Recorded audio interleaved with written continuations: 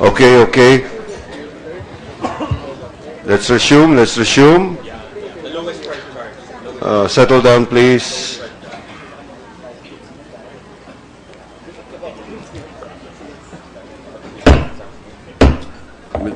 Hearing resumed. Senator Soto. Mr. Chairman, so that we may be able to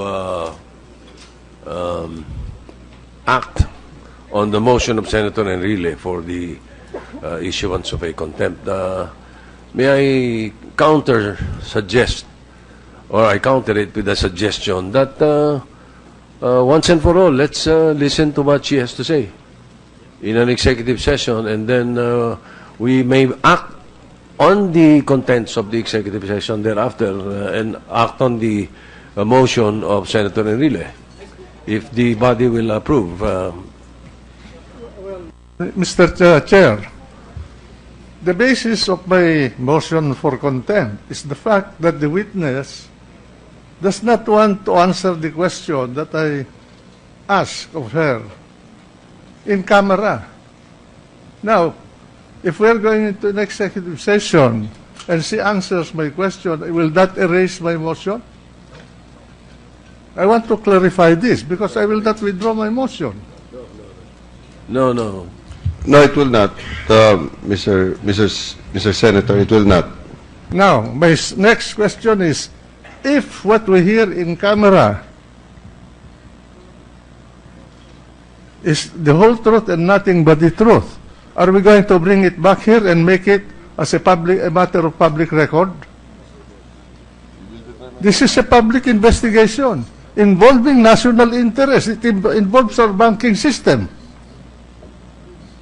The rules provide that if the committee, the majority of the committee so votes that it can be made public, then it can be made public. If the majority wants to sequester the information, what will be the recourse of the minority in this chamber? I want an answer to these questions. I don't want to go inside and discuss the matter in camera, out of the hearing of the public, and then if we are going to hear something, we'll have to bring it back here. Senator So what's Soto. the difference between an executive session and for her to be compelled to answer the questions in chambers? Mr. Chairman. Senator Soto. Yes. Mr. Chairman, based on my private conversations with the members of the majority, they are inclined to support that action if necessary, and we may be able to determine that So my once question we is, hear what she has to say. well, if she gives us what she's going to say, are we going to ask her to repeat what she we heard here in camera? I don't think so, Mr. President, Mr. Chairman. I don't think it will be necessary because that is what she is afraid of at this point. If there are issues that are discussed there, and members of the Senate agree to disclose, or certain issues to be disclosed, not entirely, it will not be credited to her. You know, it will be the parliamentary immunity of the Senate kicks in. So she should not be afraid to disclose whatever. How are we going to disclose what she says there? Are we going to repeat the transcription of the witness's statement in chambers openly here, or what? So somebody will take an oath and testify on the truth of what was said there when it's going to be narrated in this chamber? Mr. Chair, pretty much like what we did in the hearing of the sub 44 Sapano incident, wherein we conducted 4 or 5 executive sessions, but the committee decided to disclose the contents of the executive session.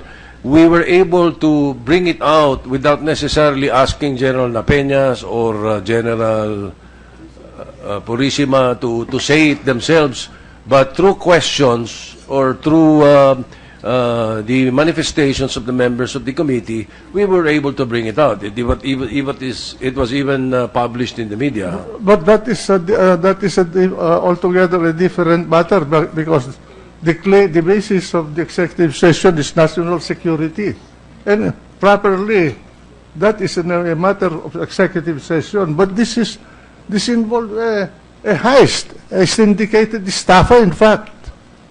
And we're going to bring it in chamber and discuss it secretly, and then come back here and we will not disclose it to the public. My God, we will be marked as abetting this kind of system. Mr. President, if I may, I think the prudent Senator Recto. Yes, I think the prudent thing to do right now is to listen to the lady in executive session and decide for ourselves later on the next course of action in caucus with one another. Well, if I'm only one here, if you let's vote on this on condition that we will bring it back here. Yes. Of course, yes. I want a commitment of the majority of the chamber that the matter will be brought back here and we will explain to the public what we discussed inside and what we heard and what was told to us in verbatim. I so move, Mr. Chairman, that we go into executive session with the caveat that the proposal of Senator Enrile be carried.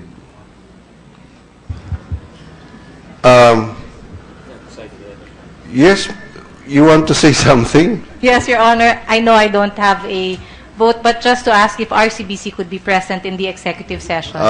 Okay, that's another matter. Mr. Chair, just before we vote on it.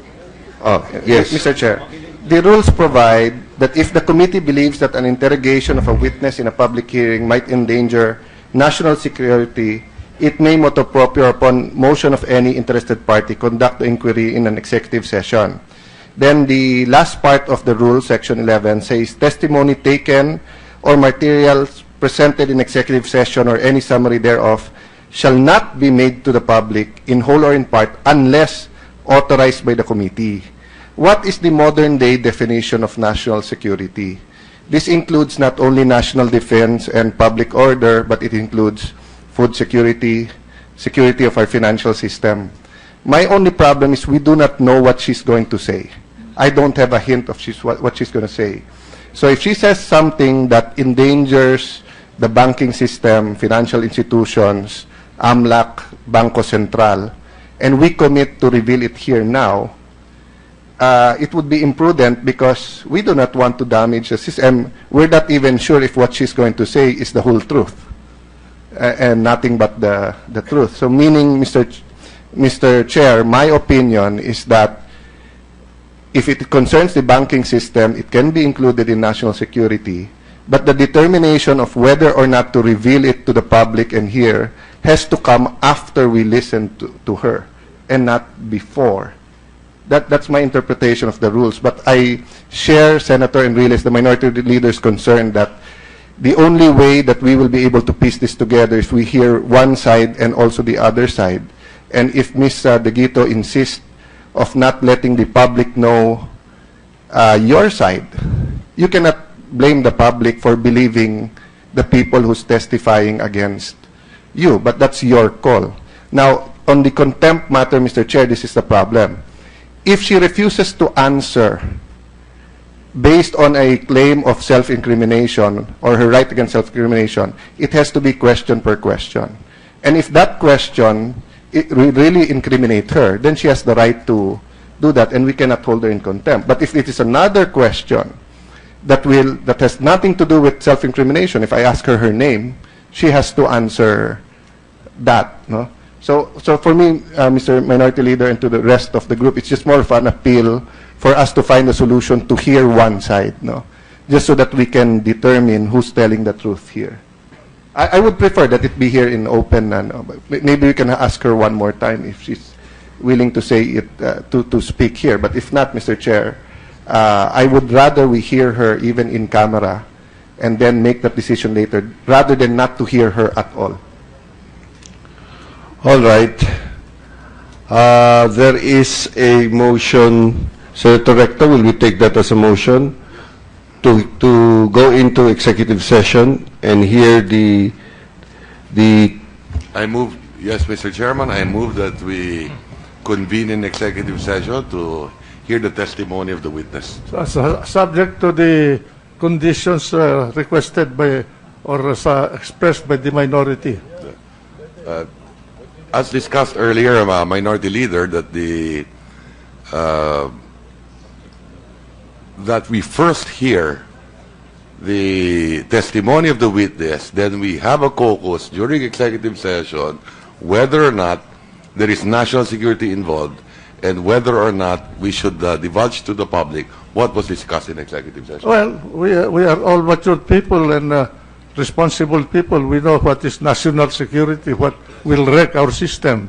Now, I go along with you in preventing any damage to our system, whatever that system is. But we cannot withhold information to the public. Okay? Yes, we all agree, Mr. Chairman. Okay. All right. So I don't suppose there's anyone else who will object that we go into executive session subject to the conditions of the minority floor leader. May we ask the other resource persons to remain while we are in executive session? Your meeting will not be adjourned. Clarify.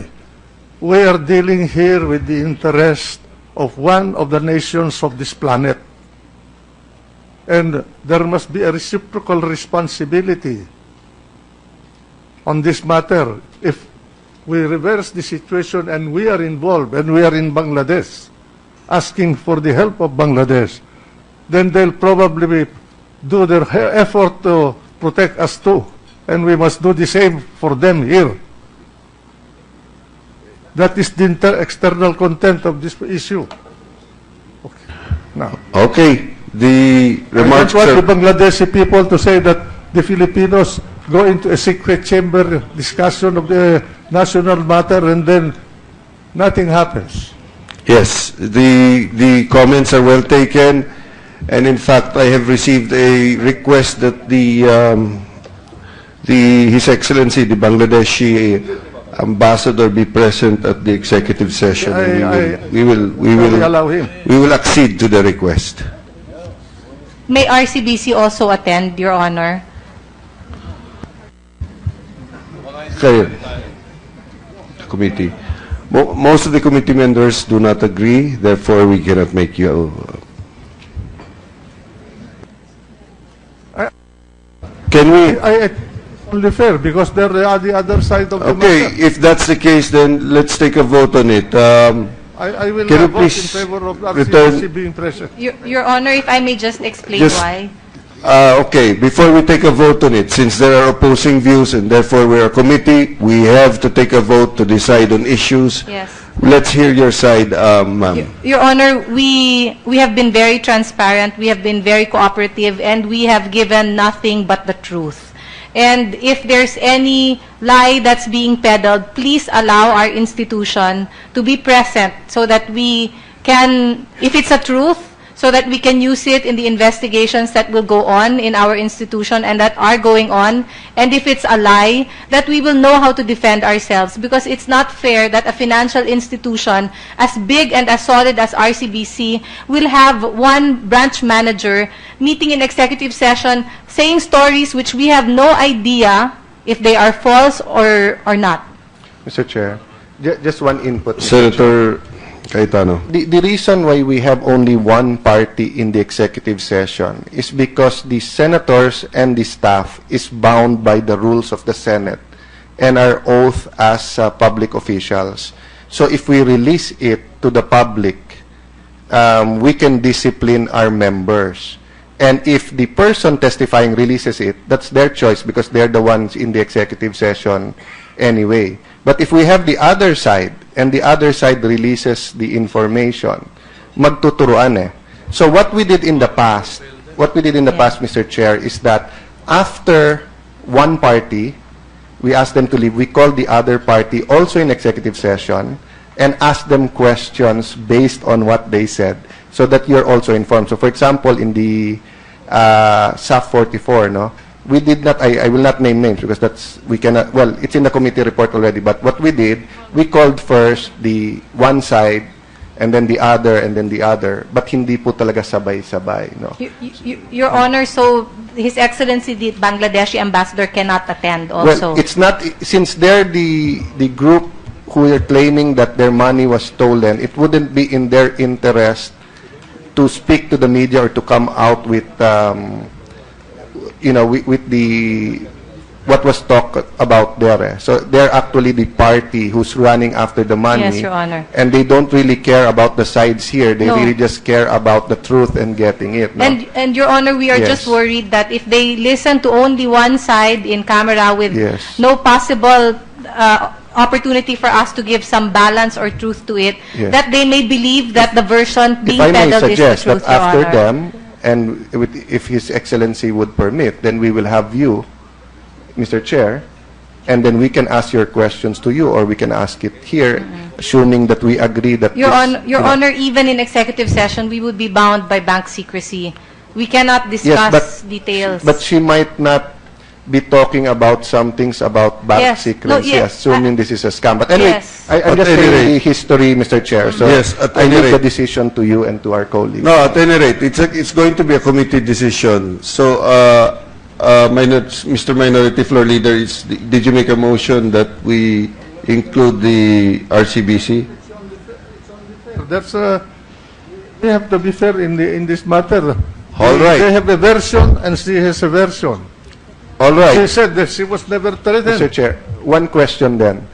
The witness, Ms. De Guito, agreed to tell all, regardless of bank secrecy, in camera. Can we get the same commitment if we let you in? Your Honor, we cannot give See, that's- violate bank secrecy, but I have to say, Ms. De Guito has heard our entire Yes, but story, that's the problem, and ma'am. she can calibrate the Yes, ma'am. truth. But that's a problem, no? That's why you call for a executive session para comfortable yung witness. Yes, Your and they Honor. can tell that walang intimidation or anything. And you're opposite sides. Now, if she's going to commit to tell all there, and you say that these are your legal limitations, No, you know. I was not intending to remind her of her own legal obligations, but we yes, but cannot if she says speak- something, then we ask you, then you answer us in camera that that you are bound by bank secret. We get nothing out of it. we defer, Your Honor, but Yes. we Yeah, really... anyway, I'll just put that on record. I understand your position, and Yes. it's Ma- what you're asking for is correct. I'm just putting on Yes, we record that defer, Your Honor. that's the reason why we have this in camera. And remember, it will not affect you in terms of any legal rights because we are here in aid of legislation. Yes, Your Honor. So we will not come out with a decision that, to penalize the bank or this or that. No, but anyway, Mr. Chair, I think all sides have been Mr. Chair. explained. Mr. Senator Enrile? Sir, I think I would suggest that we bring a representative of RCBC in chamber without asking her any question, to listen so that they will know what this witness will be telling, and they will check it in the records if it's true. Is there any objection to the suggestion of Senator Enrile among the As- members of the committee? Mr. Chair, as long as they are just there to listen, Yes. only one representative, and they are bound by the rules of the executive session. I when we- promise, Your when Honor, we- not to talk. Wait. When we come back- Let's not talk out of turn. When chamber, then we can ask RCBC whether what we heard conforms with their procedure. Mr. Chair, I register my objection just because it will set a precedent. From now on, if we do that, all sides will ask to be all there, and sometimes there are 4, 5, 6 sides to a story, So I'll just register. If the majority wants them there, I will not object, but I put no Permitted to objection. represent the position of the minority here. Now, this will not constitute a precedent. We can say that this is a special case. This is the first time that we have this kind of a situation. Mr. Chairman, can we just take a vote on the matter? Yes, it seems that all sides have been heard. Now the issue is, we have already We have already agreed on an executive session. The issue now is whether we allow RCBC, who is requesting to be present at the executive session. So all those in favor of RCBC being present, please raise your hand. 2. Okay, those against, please raise your hand. 1, 2, 3. What's your vote, sir? 4. 5. Okay. 6. Okay then. So I think it's clear that Mr. Chairman, maybe we can call RCBC after, and we can show them if there are any questions for them that they can clarify. We can do that in the interest of fairness. okay, but I'm also including Ms. Julia Bakay Abad representing the AMLC, and if they wish the Central Bank to be present as observers. Mr. Chair, sorry. Mr. Chair. Mr. Chairman, who was speaking? Mr. Chair. Oh. Just to clarify, I'm in favor pala of RCBC. Okay, it seems that the committee also does not want the AMLA present. Therefore, Your Honor, Ms. Abad, please. you want to say something? If there's any government agency that is primarily responsible in investigating this whole thing, it is the AMLC. And if there's any government agency from which the Bangladesh government has sought assistance, it is the AMLC. So I think we deserve to know the truth. We deserve to hear all sides. So I promise, I commit, Your Honor, that I will just sit there and listen to what Ms. De Guito will say. I will not ask any question or make any comment, Your Honor. All right. So as to save time, we'll just decide this inside. If we decide otherwise, we will call you then. Okay? So we will go into executive session. Ms. De Guito and your counsel and His Excellency, Mr. Ambassador, you're invited to come in. In the meantime, this hearing is hereby suspended.